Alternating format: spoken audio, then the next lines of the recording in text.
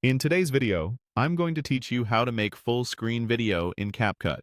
By the end, you'll know exactly how to take any clip and make it fill the entire frame, so there are no black bars, and your video looks clean and professional.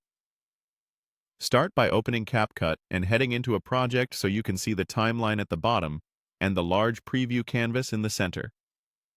If you're launching CapCut fresh, create a new project. If you already have one started, open it so we can work right away in the editor. Next, add your video. Click Import or tap the plus icon, choose the clip from your device, and drop it onto the timeline. Once the clip appears in the preview window, click to select it so its bounding box shows in the canvas. That bounding box is what we'll use to make the video full screen. To fill the entire screen, adjust the edges of your video until it covers the canvas completely. On desktop, hover over a corner handle and drag outward to scale up. On mobile, pinch out on the preview. You'll see the clip grow as you drag. Continue until any black bars at the sides or top and bottom disappear. If part of your subject moves off-center as you scale, just click and drag the video in the preview to reposition it. Your goal is to fill the frame while keeping the important content centered.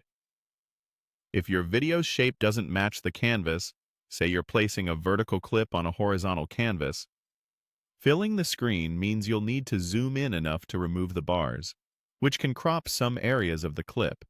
That's normal. Aim for the smallest zoom that eliminates the bars while keeping faces, text, or key action visible. If the image looks too soft after scaling, dial the zoom back slightly and recenter. Small, precise adjustments look better than big jumps. Scrub through the timeline and watch several moments in the preview.